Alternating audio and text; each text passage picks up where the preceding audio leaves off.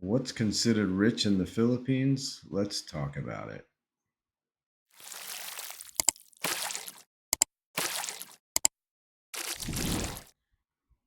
So, here in the Philippines, most locals would say, or Filipino people would say, you're rich if you make $100,000 per month, 100,000 pesos per month, excuse me, which is $2,000 per month. Sounds reasonable, right? Not a lot of money in the US. However, my number is more like $3,000 or 150,000 pesos per month. Let me explain. Local Filipinos live, you know, the majority of them, I think, live a pastoral lifestyle. A lot of them more now are living more of a city lifestyle, but even those that live the city lifestyle lead a minimalist lifestyle. So I think the number for the average Filipino is three or $400 per month, 15 or 20,000 pesos per month. Not that much, but they are also used to living on a lot less than us. My girlfriend, when she was still in school, she told me that her parents, they lived in the province, like I currently live in the province now. She told me that her parents would give her 10 pesos a day to go to school. That was for her lunch and whatever else she needed during school. But 50 pesos is a dollar, so 10 pesos is 20 cents or something like that. So that's how much she would get for her lunch to buy whatever she'd need. But Filipinos don't ask for that much. They're very simple people. So the average locals live on $300 to $400 per month. But I don't think that an American here or a Westerner in general would be happy living on that amount of money. That's with no going out and drinking, no fun money, no going to the movies. Yes, there's movie theaters here. No going out to eat, no going to Western restaurants, probably no fast food. I don't eat fast food anyway, but I know a lot of Americans that come here or live here enjoy runs to the Jolly Bee and McDonald's and Burger King. And, we have all of the fast food here in the Philippines. Not so much where I live, but if you go down to the city, even 10 miles away here in the Lag City, there's two McDonald's, I think, and I'm not sure about the rest of the fast food because, like I said, I don't need it. There's a Starbucks, there's the Robinson's Mall, which is like any modern mall in the US. And so are the prices. If you go in there, you if you go shopping for clothes or anything, you're going to pay around what you pay in the US, maybe a little less in a mall. But you can get the same clothes at the market here in the province for a tenth of the cost. I mean, I go to the market and buy a T-shirt, and it's you know $2 US, 100 pesos. For a brand new T-shirt that in the US is $20, $25. So stuff is a lot less expensive here. Food, since the pandemic, has gone up quite a bit, so people are needing to earn a little bit more money. Pork in American dollars is $5 a kilo, which I know is less than in the US. Chicken in American dollars is $4 a kilo. Vegetables are quite expensive, especially the ones they can't grow or don't grow a lot of, like cabbage, and fruit like apples are it's 35 pesos per apple. I know it's that much in the US too, where we grow all the apples, but they don't grow many apples here. So 35 pesos out of 50 pesos a dollar. So that gives you an idea how much an apple is. Now, local fruits like mango, and especially the Indian mango, which is a little green mango that they love here. It's very tart, They eat it with salt, and tiny little baby shrimp, like microscopic shrimp. It's almost like a sauce. I don't really like the shrimp sauce, but the mango with salt is good. It's a nice contrast. The sour fruit with the salt on it.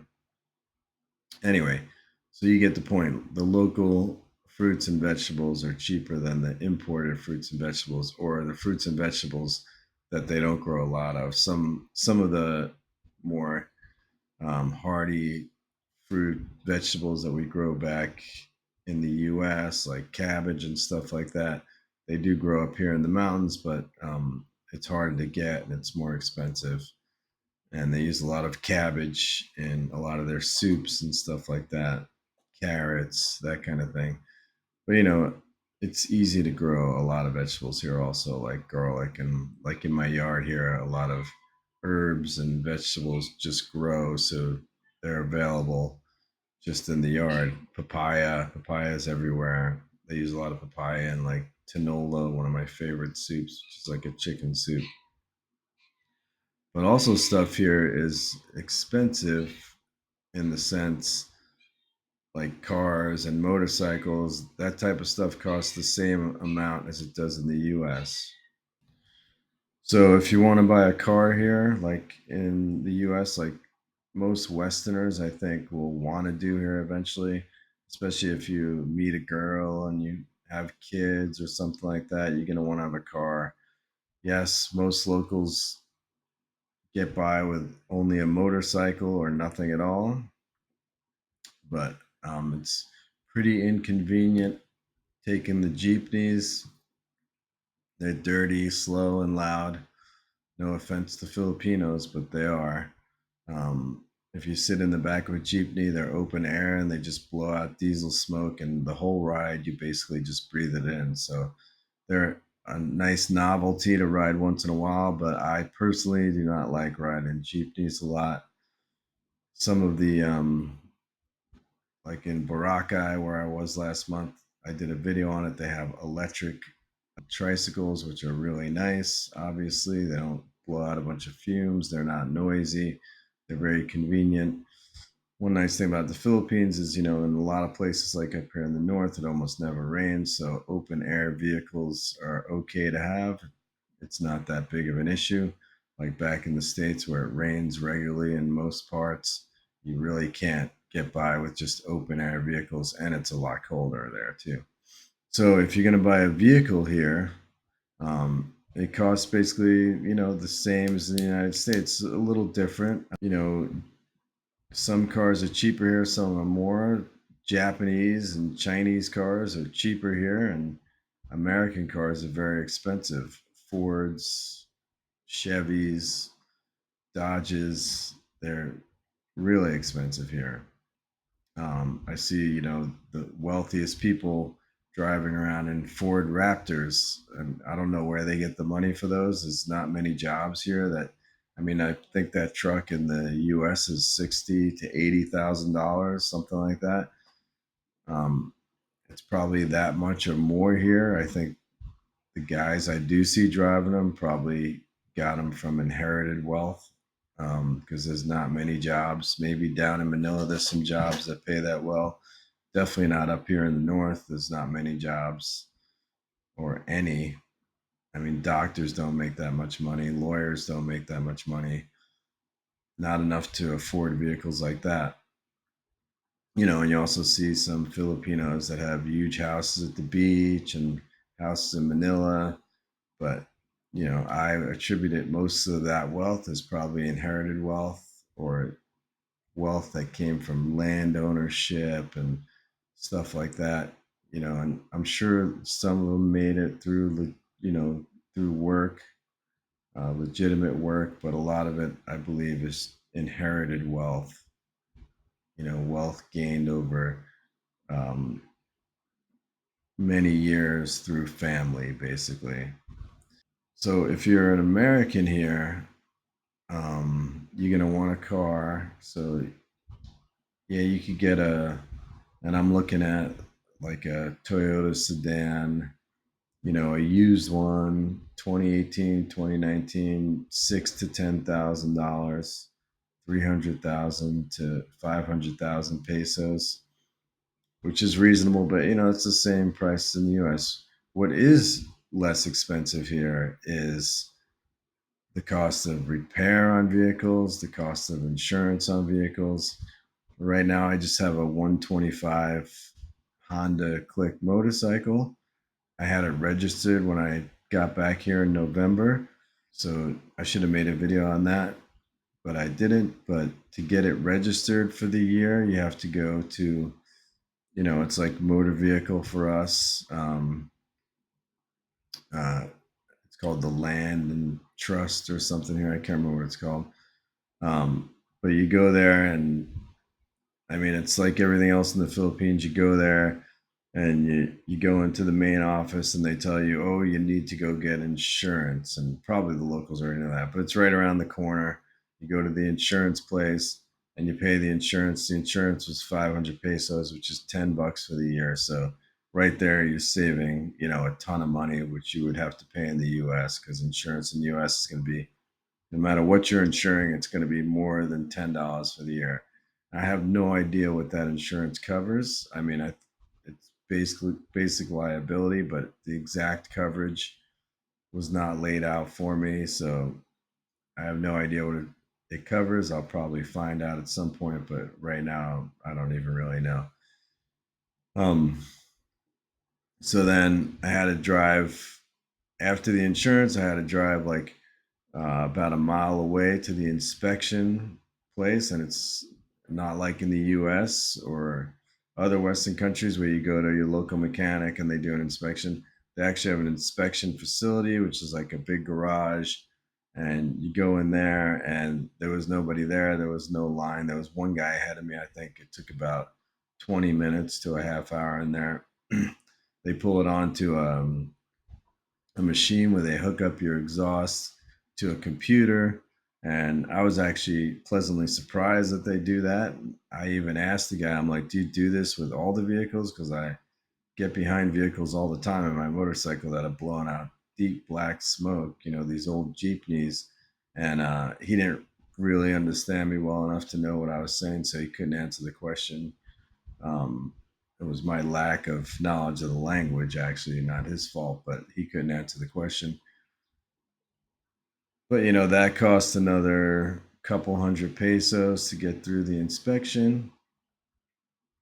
And then I had to go back to the land registration office and wait in line and pay for the year's registration. I think that was another 3 or 400 pesos.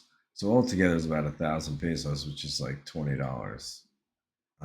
I don't think there was any other costs to register for the year, and I think they try and keep those costs reasonable, because that's costs almost everybody incurs, because almost everybody here has a motorcycle. Um, and then as far as repairs go, I've had my motorcycle repaired a few times now, and every time I get it repaired, I go to the mechanic around the block. Um, well, I went to my original mechanic is around the block, so is my newer mechanics around the block too. But I went to the guy, and the first time I was having a battery issue, I brought it to him. Uh, he figured it out, fixed the battery, but I don't think that problem ever got fixed by him. Um, I think he put a new battery in that time, and it cost about 800 pesos, like $16 with the labor. And then I brought it back to him. I had another issue with it. And it was something with the engine internally. I mean, it took him a whole day. He stripped down the whole engine. He couldn't figure it out for a while. He even had like the Honda dealership mechanic come by and help him.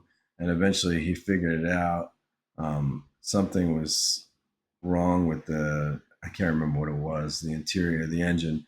But for that whole day's labor, and there wasn't any parts, I don't think, or many parts, but it cost me 2,000 pesos, $40. So you can imagine in the US for a whole day's labor on anything with mechanics, a motorcycle, a car, that's going to cost you well over $1,000, right? Or $800, something like that. So then the second time I had a problem with the electric, that battery they put in died again. So I was like, okay, there's something more going on here. So I brought it back to him and explained it to him. And he's like, all right, I don't know enough. He's like, go to this other guy around the corner who's my mechanic now because he's just a better mechanic. Even my first mechanic said he goes to that guy when he has something he can't figure out. So I went to this other guy around the corner and make a long story short, he spent, half a day working on it. Took him a while to figure it out. He finally did, and I was like, how much do I owe you? And he was like, what do you want to pay? And I was like, what do I want to pay? What does that mean? What do I want to pay? And he's like, well, what do you want to pay me? I'm like, well, I don't know, you worked on it for half a day, how much do you want? And he's like, well, how much do you have? I'm like, well, I have 1,000 pesos here. I had a couple thousand pesos in my pocket. And he's like, that's too much. I'm like, too much? 1,000 pesos is $20. I'm like, well, I don't have any change. Do you have change? And he's like, I don't have change. I'm like, well, I'll tell you what, I'll just give you the 1,000 pesos. And he was like, okay, well, I owe you next time you come. And true to his word, the next time I went there, I had another little issue. I can't remember what it was with, but he was like, "Oh, no charge. I still owe you from that original 1,000 pesos you gave me." So really reasonable, good guy. There's a lot of good people here in the Philippines. Repairs to cars, and there's mechanics everywhere. First of all, and it's like a pull up, get your repair done. If there's somebody ahead of you, there's somebody ahead of you. But there's like literally 4 or 5 mechanics just on the block outside of my house here. So, it must be something that they don't need a lot of training to do, or they learn as, just as an apprentice. They don't need to go to school for it. It's easy to learn, I guess, and it's something easily they could do. They literally set up shop on the streets. Usually they have a little shop, but it's open air.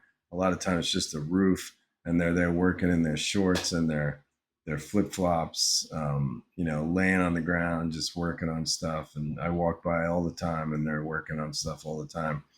But there's no wait almost. Like you don't have to make an appointment. Yeah, if it takes them 8 hours to fix it, you have to wait 8 hours. Obviously, there's no appointment. You just bring it there, and they start working on it. And it's the same with cars. So that part of buying a vehicle is not bad. Then gas with a vehicle, it's about 60 pesos per liter right now. So it's 3.5 liters in a gallon. So it's about the same cost for gas as it is in the US. So you got to consider that too. So to a Filipino, you're rich if you have, or you're well off if you have 1,000 pesos per month, or you're making, or $1,000, excuse me, per month, 50,000 pesos. And you're upper middle class if you're making 100,000 pesos per month. And if you are making, which is $2,000, $3,000 per month, 150,000 pesos to them, you're just rich. And $3,000 a month is my number, probably what I want to make to live in the Philippines. Okay, so now you could easily live here on 1,000 pesos per month, or $1,000 per month, 50,000 pesos per month. You could live here on, I think I'm living on less than that right now, but barely. But you could live here on $300, 400, $500 per month, but you're going to live like a local. You're going to live in a kubu, which is an open air house, no air conditioning, you know, not the food that you probably want to eat. That's, when my girlfriend was growing up, they meet once a week, every day for lunch. Like I said, she got her 10 pesos a day when she was a little older. When she was a kid, she told me she got 4 pieces of dried fish and a tomato is what she took to lunch each day. She said she loved it. She talks about her childhood like it was like a fantasy world. Like even though they were really poor. She said her family was so happy. Her 9 brothers and sisters, and every Saturday they would go down to the river and wash their clothes together as a family. I mean, it doesn't take a lot to be happy money wise, especially if you have a simple way of looking at things. So you could live here on less than $1,000 if you want to live a simple life. And I know there's Western guys that are doing that. I don't necessarily want to do that. I like having air conditioning at night. I like having the internet. Obviously, I'm making YouTube videos, and I have other stuff, my e-commerce store on the internet, which is linked down below. Go buy a t-shirt from me. That would help me out a lot. But yeah, $1,000 a month. Any Filipina that you want to date is gonna consider you well off and a good catch. $2,000 a month, you're upper middle class. $3,000 a month, you're basically rolling it in here.